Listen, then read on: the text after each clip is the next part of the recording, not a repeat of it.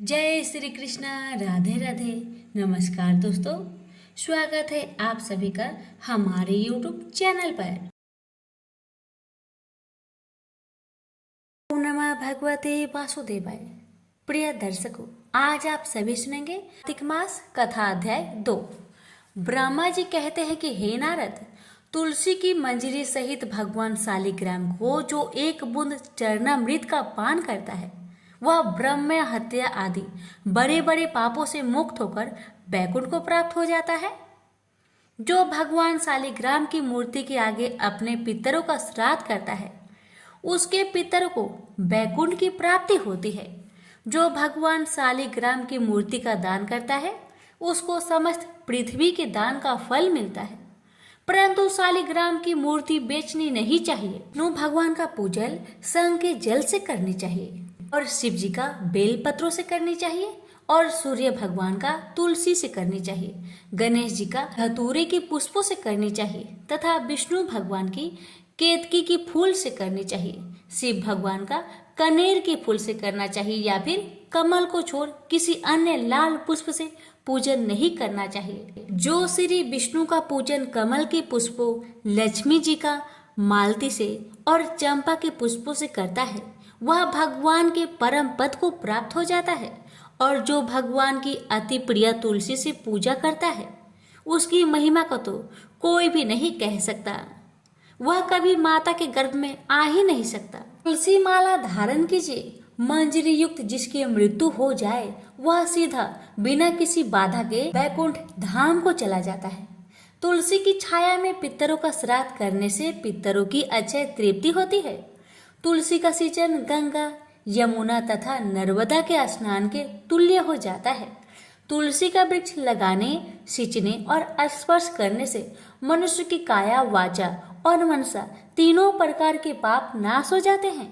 इस प्रकार कार्तिक का व्रत रखने वाला शांत चित्त से तुलसी का पूजन, दक्षिणा और नमस्कार करके हाथ जोड़कर प्रार्थना करे कि हे हरिप्रिय, देवताओं ने तुमको बनाया, मुनीश्वरों ने तुम्हारा पूजन किया और मैं आपको नमस्कार करता हूँ। इस प्रकार प्रार्थना करें।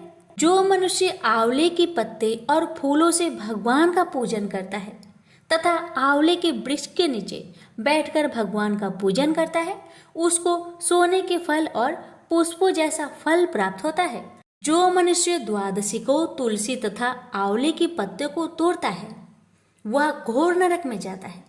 जो मनुष्य कार्तिक मास में आंवले के फल, तुलसी और गोपी चंदन की माला धारण करता है वह जीवन मुक्त हो जाता है। इस प्रकार व्रती पुरुष भोजन करके चंदन, पुष्प, पान और दक्षिणा से ब्राह्मणों का प्रसन्न करे, सारे मास भूमि पर शयन करे, ब्रह्मचार्य का पालन करे, पत्तल में एक समय भोजन करे, मौन व्रत धारण करे। वह सूरवीर और कांतिमान होता है जो एक समय भोजन करता है।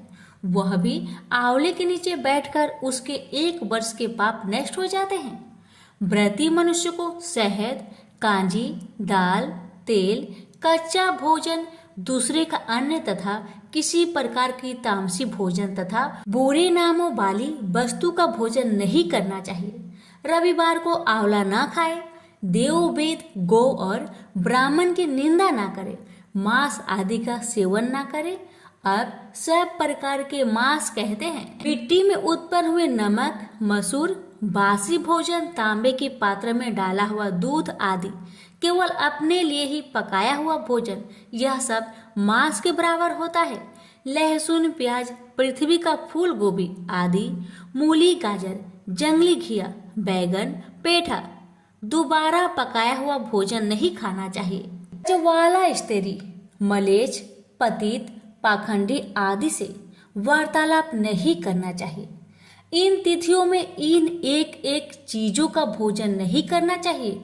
एकम को पेठा, दूज को बैगन, तीज को पृथ्वी का फूल, चौथ को मूली, पंचमी को बेलफल, छठी को कलिंदा, सप्तमी को आंवला, अष्टमी को नारियल, नवमी को जंगली घिया, दशमी को परवल, एकादशी को बैर, द्वादशी को मसूर, त्रयोदशी को पान, चतुर्दशी अथवा अमावस्या और पूर्णमासी को नारी को साग नहीं खानी चाहिए।